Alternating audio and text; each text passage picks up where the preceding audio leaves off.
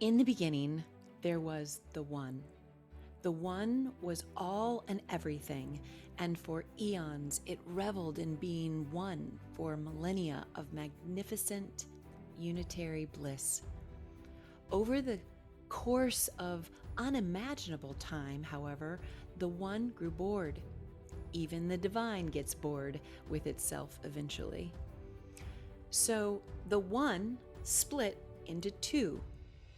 One part was Shakti, she of energy, flow, and movement. The other was Shiva, he of consciousness, presence, and purpose. As soon as the One became two, they gazed upon each other, fell madly in love, and wanted nothing more than to reunite.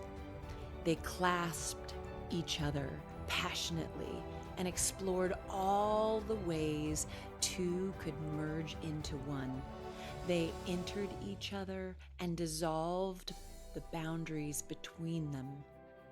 For millennia, they made love, exquisite, erotic love. At long last, they again achieved oneness as they exploded in mutual simultaneous orgasm. In that moment, the entire universe was born.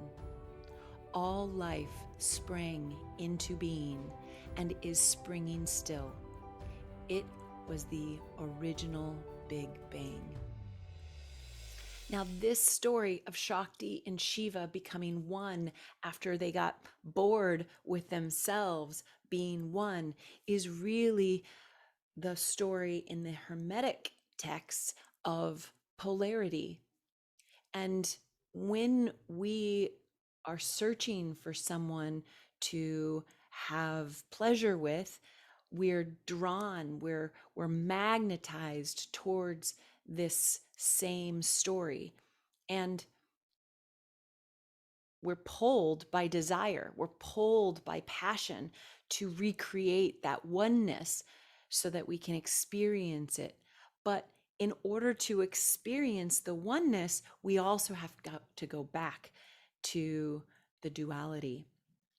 And in that way, the poles of Shakti and Shiva dance around each other, almost chase each other around until they have that big bang, and then they separate again, and then they chase each other again. So this is completely normal and a part of a very long story of humanity and creation.